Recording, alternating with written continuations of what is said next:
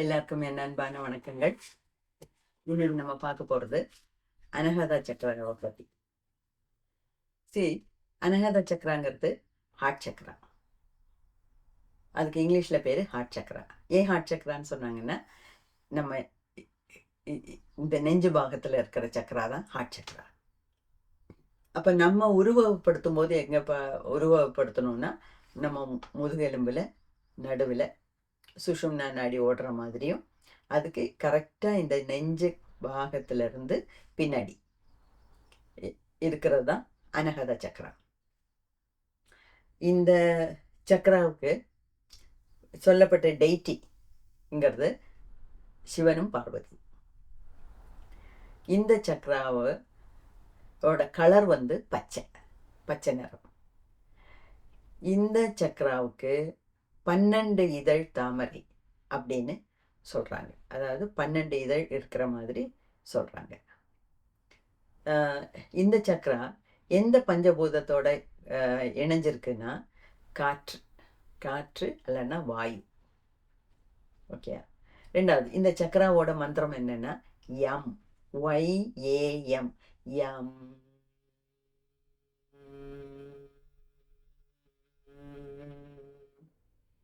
அதுதான் இந்த சக்கராவோட மந்திரம். ஓகே, சரி. இந்த சக்கராவுக்கு முக்கியமான குணம் என்ன அப்படின்னு கேட்டிங்கன்னா, அது ரிலேஷன்ஷிப்ஸ். ரிலேஷன்ஷிப்ஸ்னால் என்ன? பந்தங்கள். ஒருத்தவங்களுக்கு இன்னொருத்தவங்களோட இருக்கிற ரிலேஷன்ஷிப் என்ன பந்தம்? இப்போ அம்மா அப்பாவுக்குள்ள ஒரு பந்தம், அம்மாவுக்கும் பிள்ளைக்கும் ஒரு பந்தம், அப்பாவுக்கும் பொண்ணுக்கும் ஒரு பந்தம், கணவன் மனைவிக்குள்ள ஒரு பந்தம், மாமனார் மாமியாருக்குள்ள ஒரு பந்தம், மாமியார் மருமகளுக்குள்ள ஒரு பந்தம். ரிலேஷன்ஷிப்ஸ். ஓகே, அதுதான் இந்த ஹார்ட் சக்கராவுக்கு நம்ம பார்க்க வேண்டிய ஒரு பெரிய ஒரு விவகாரம். அதாவது இந்த லோவர் சக்கரா 3 இருக்குல்ல, மூலாதாரம், சுவாதிஷ்டானம், மணிபூரகம். இது 3 லோவர் சக்கரா.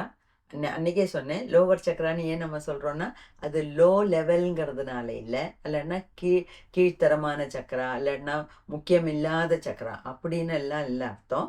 நம்ம உடம்புல கீழ்பாகத்தில் இருக்கிறதுனால கீழ்ச்சக்கரா, லோவர் சக்கரா ஆகிறோம்.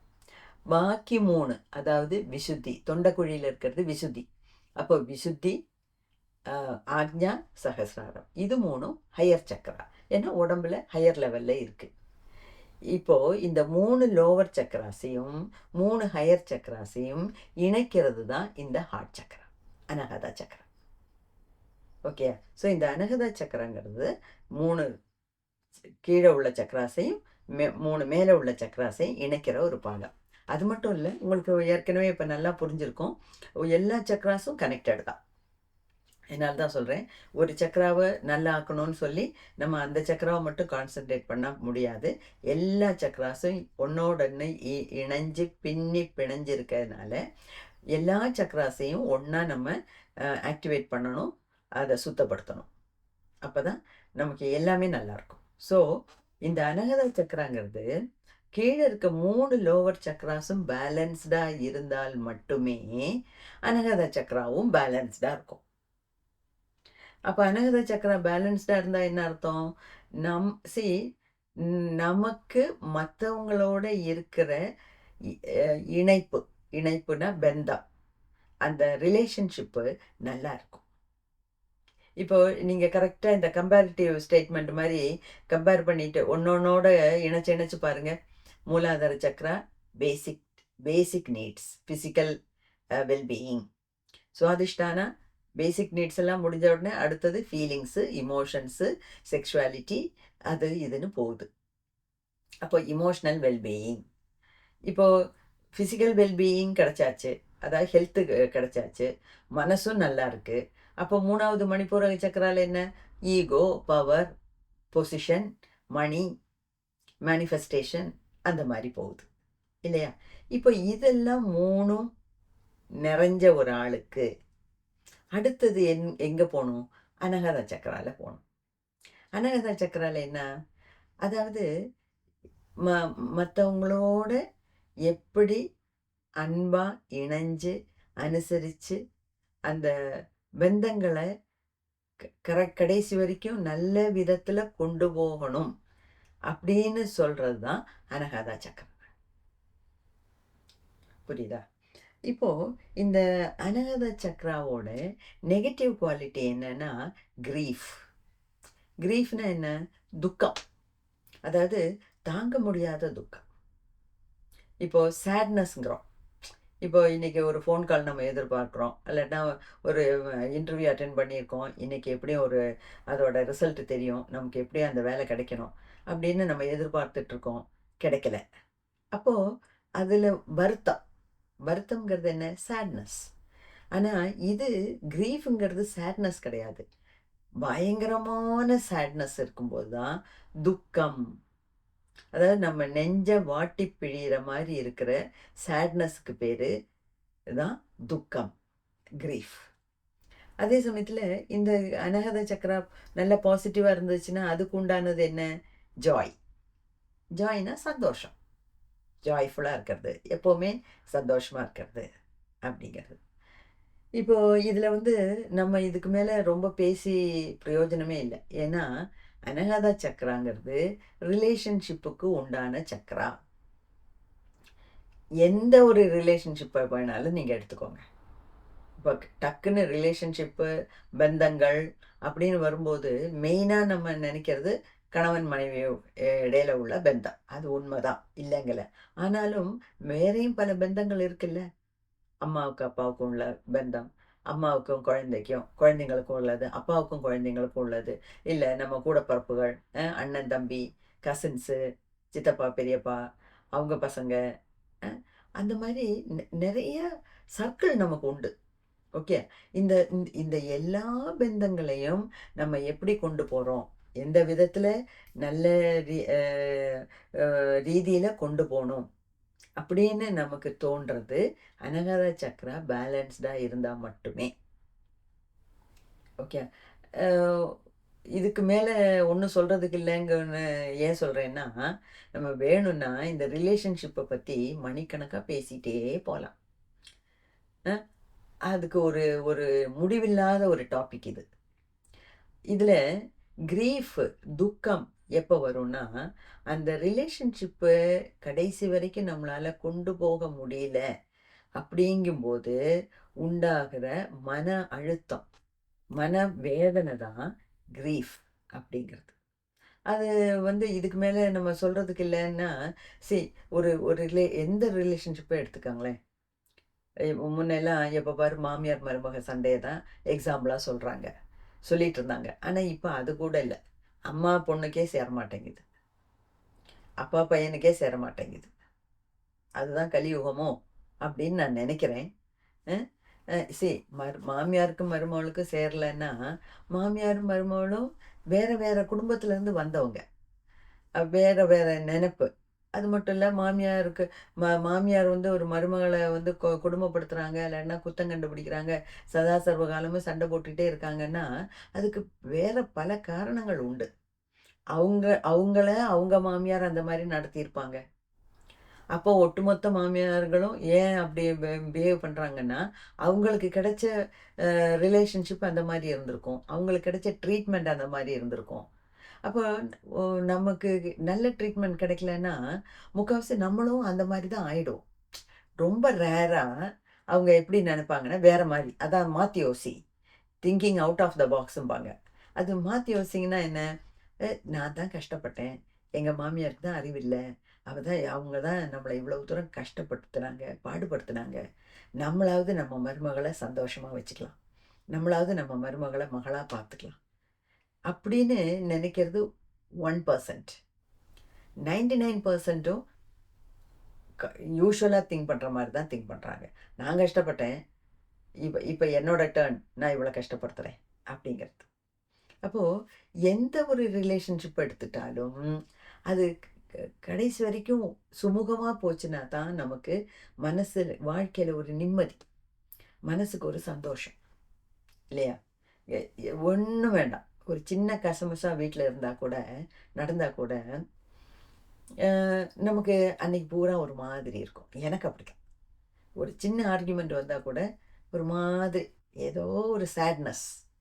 அப்போ பெரிய பெரிய விஷயங்கள்ல எல்லாம் அந்த ரிலேஷன்ஷிப்பே சுக்கு நூறா உடைஞ்சு போகுது அப்படிங்கும்போது, அது உண்மையிலேயே மன அழுத்தம், மன பாரம், மனவேதனை, அந்த தாங்க முடியாத தாளோனா துக்கம் இதெல்லாம் வர்றது வந்து ரொம்ப நேச்சுரல்ங்க. அது எப்படி வராம இருக்கும்? ஓகே. அதுதான் இந்த அனகதா சக்கரம் எப்போவுமே பேலன்ஸ்டா இருக்கணுங்கிறது. அப்ப அனகதா சக்கராவுக்குன்னா, நம்ம இங்க மட்டும் நம்ம ரிப்பேர் பண்ணிட்டே இருந்தோம்னா சரியாயிடும்னு பேசி திங்க் பண்ணி பிரயோஜனம் இல்ல. மூலாதாரம், சுவாதிஷ்டானம், மணிபூரகம். இது 3ம் பேலன்ஸ்டா இருந்தா தான் அனகதா சக்கராவும் பேலன்ஸ்டா இருக்கும். ஓகே. அது. இப்போ இந்த அனகதா சக்கரா பேலன்ஸ்டா இல்லன்னா, அதுக்கு காரணம் என்ன? மெயின் காரணம் ஈகோ. ஈகோன்னா அகங்காரம். ஈகோன்னா திமிரு. திமிருங்கிறது எத்தனையோ விதத்துல நம்ம புரிஞ்சுக்கிறோம். அதெல்லாம் நம்ம எந்த கண்ணோட்டத்தோட பார்க்குறோங்கிறத பொறுத்து தான். ஓகே. இப்போ இவ் ஒரு கணவன் வந்து மனைவிய அடிக்கிறான்.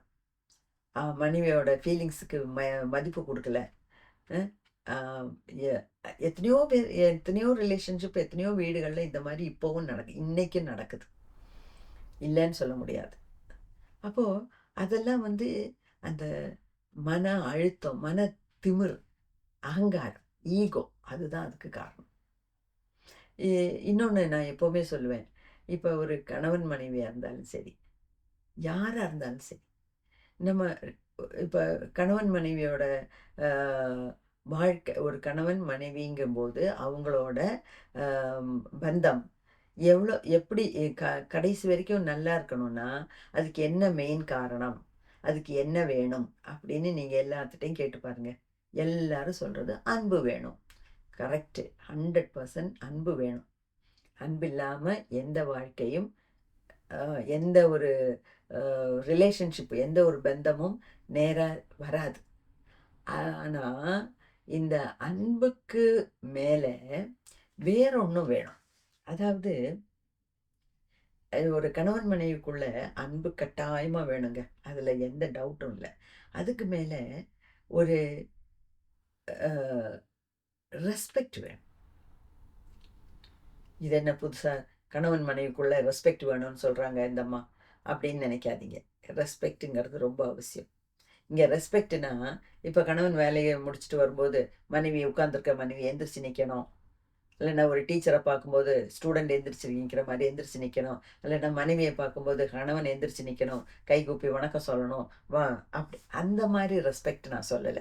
அந்த மாரி ரெஸ்பெக்ட்லாம் வெளியில. வீட்டுக்குள்ள இருக்க ரெஸ்பெக்ட் என்ன வேணும்னா, அவங்களோட மனச மதிச்சு நடக்கணும். அதுதான் ரெஸ்பெக்ட். அன்பு வேணும். அன்பு இல்லாட்டினா ரெஸ்பெக்ட் வராது. ரெஸ்பெக்ட் இல்லாட்டினா அன்பு வராது. அப்ப எப்படி ரெஸ்பெக்ட் பண்ணணும்? அவங்களோட ஃபீலிங்ஸ ரெஸ்பெக்ட் பண்ணணும். இப்போ ஒய்ஃப் வந்து ஏதோ ஒண்ணு சொல்றாங்க. இப்போ எங்க எங்க அம்மாவுக்கு எனக்கு நான் கொஞ்சம் பணம் குடுக்கணும். இல்லன்னா என் தங்கைய நான் படிக்க வைக்கணும். இல்லன்னா என் தங்கை கல்யாணத்துக்கு 10 பவுன் நான் செயின் வாங்கி குடுக்கணும். அப்படிங்கும்போது, அவங்க கையில பணம் இருந்ததுன்னா, செய்யட்டுமே! அப்போ அந்த கணவன் வந்து, "நீ ஏன் உன் தங்கைக்கெல்லாம் இவ்வளோலாம் குடுக்கக்கூடாது."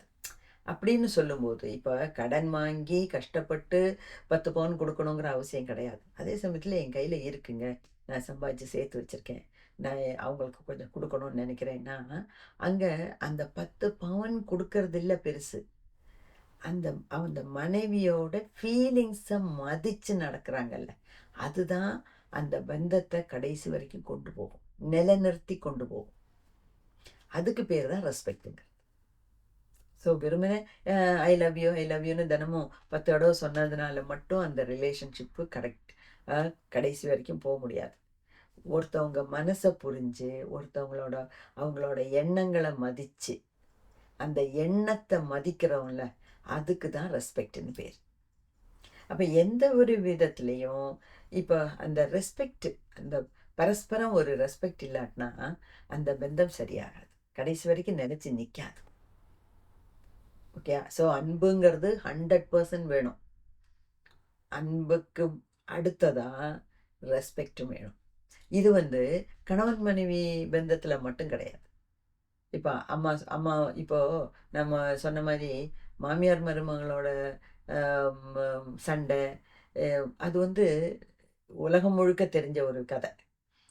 மாமியாரும் மருமகளும் எந்த வீட்லேயும் ஒத்து போக மாட்டாங்க அப்படிங்கிறது. அது வந்து ஒத்து போகாமல் இருந்தால் அது அதுக்கு சரி தப்புன்னு நான் சொல்லலை. அதுக்காவது ஏதாவது காரணம் இருக்கும். ஏன்னா 2 பேரும் 2 வேறு வேறு வாழ்க்கை சூழல்லேருந்து வந்திருக்காங்க. வந்து இப்போ அம்மாவுக்கும் பொண்ணுக்குமே ஒத்துக்க மாட்டேங்குது. அப்போ அங்கே என்ன குழப்பம்னா, அம்மாவோட ஃபீலிங்ஸை பொண்ணால் புரிஞ்சுக்க முடியல, இல்லைன்னா பொண்ணோட ஃபீலிங்ஸை அம்மாவால் புரிஞ்சுக்க முடியல. ஸோ அம்மாவுக்கும் பொண்ணுக்கும் இடையில அன்பு இருக்குது, இல்லைங்கல. அந்த ரத்த பாசம், அந்த தானாடாவிட்டாலும் தன் தசை ஆடும்னு சொல்கிறது கரெக்டு. அது இருக்குது, இல்லைங்கல. ஆனால் அதுக்கு மேலே அந்த ரெஸ்பெக்டிங் அதர்ஸ் ஃபீலிங்ஸ், அது ரொம்ப முக்கியங்க. அது இல்லாட்டினா சரியாகாது. ஓகே. ஸோ இது ரெண்டையும் நம்ம நினச்சி பார்க்கணும். ரெண்டாவது இந்த ஈகோ.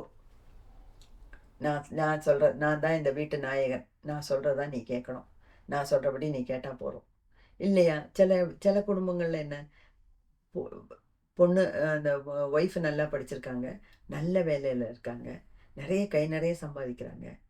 அதனால அவங்களுக்கு ஒரு கர்வம். யாரையும் மதிக்கிறது கிடையாது, ஹஸ்பண்டையும் மதிக்கிறது கிடையாது. அந்த மாதிரி ஹஸ்பண்டை மட்டம் தட்டி பேசுறது, அந்த மாதிரி சில ஹஸ்பண்ட்ஸ் இருக்காங்க. ஒய்ஃப் நல்லா சம்பாதிக்கிறாளா, நீ போ போ போ போய் சம்பாதிச்சிட்டு வா, நான் பேசாமல் இருக்கேன், நான் வேலைக்கே போகிறதில்ல, வீட்டிலே உட்காந்துருக்கேன் அப்படின்னு நினைக்கிறவங்க இருக்காங்க. எல்லா விதத்துலேயுங்க இந்த ரிலேஷன்ஷிப்புங்கிறது சொல்லி மாளாது. அவ்வளவு இம்பார்ட்டண்ட்டு. ஆனால் அவ்வளவு இந்த காலத்தில் அந்த ரிலேஷன்ஷிப்பு போய் அதோட மதிப்பு, ரிலேஷன்ஷிப்புங்கிறதோட மதிப்பே போயிடுச்சு. அதுக்கு மெயின் காரணம் என்ன? அன்பில்லை, மதிப்பில்லை. அதாவது நம்ம ஹார்ட் ஸ்பேஸ்லேருந்து நம்ம திங்க் பண்ணுறது இல்லைங்க. அதாவது நான் அன்றைக்கே சொன்னேன், நமக்கு ஏதோ ஒரு குழப்பத்தில் இருக்கோம், நமக்கு ஒரு தீர்மானம் இன்றைக்கி எடுத்து ஆகணும். அப்படிங்கும்போது நிறைய மெத்தட்ஸ் இருக்குது. ஒன்று, உடனே கண்ணை மூடி தியானத்தில் உட்காரலாம், ஒரு சங்கல்பம் பண்ணிட்டு உட்காரலாம். அதாவது எனக்கு மனசு குழப்பமாக இருக்குது, இன்றைக்கி நைட்டுக்குள்ளே ஒரு தீர்மானம் எடுக்கணும், அதுக்கு எனக்கு ஒரு நல்ல வழிகாட்டு பிரபஞ்சமே, கடவுளே, சக்தியே அப்படின்னு சங்கல்பம் பண்ணிட்டு உட்காரலாம். இல்லாமலும் சும்மாவே உட்காந்தா கூட போகிறோம். 1 மணி நேரம் அமைதியாக கண்ணை மூடிட்டு உட்காருங்க, உங்களுக்கு தானாக அதோட பதில் கிடைக்கும், என்ன பண்ணலாம் அப்படின்னு. அதுக்கு மேலே நம்ம 2 விதமான திங்கிங் உண்டு, சிந்தனைகள். ஒன்று தலையால், அதாவது மூளையை உபயோகித்து, இல்லைன்னா நம்ம மனசை உபயோகித்து செய்கிறது. ரெண்டாவது ஹார்ட் ஸ்பேஸ்லேருந்து பண்ணுறது. Head space, hard space. இதில் எதுக்கு முக்கியம்? ஹார்ட் ஸ்பேஸ் தான் முக்கியம். அதான் நீங்கள் எந்த மனக்குழப்பத்தில் இருந்தாலும் நீங்கள் உடனே எந்த ஒரு தீர்மானமும் எடுக்கக்கூடாது. சாதாரண சகஜ நிலைக்கு திரும்பினதுக்கு அப்புறம் தான் எந்த ஒரு முடிவும் எடுக்கணும். அந்த முடிவு எடுக்கும் போதும் ஹெட் ஸ்பேஸ்லேருந்து திங்க் பண்ணக்கூடாது. ஹெட் ஸ்பேஸ்னால் லாஜிக். 2 + 2 = 4, அப்போ 20 + 20 = 40. அது லாஜிக். அது ஹெட் ஸ்பேஸ்லேருந்து வர்றது. ஹார்ட் ஸ்பேஸ்லேருந்து வர்றதுன்னா நமக்கு, அதாவது மேஜிக். அது இட் கேன் கிரியேட் மேஜிக். அந்த ஹார்ட் ஸ்பேஸ்லேருந்து வர்ற ஒரு ஈரம், ஒரு மதிப்பு, ஒரு அன்பு, ஒரு கருணை, ஒரு பாசம், அதுதான் இந்த ரிலேஷன்ஷிப்பை கொண்டு போகிறதுக்கு, எந்த ரிலேஷன்ஷிப்பாக இருந்தாலும் சரி, அதை கடைசி வரைக்கும் கொண்டு போகணும் அப்படின்னா நமக்கு இந்த மாதிரி குணங்கள்லாம் வேணும்.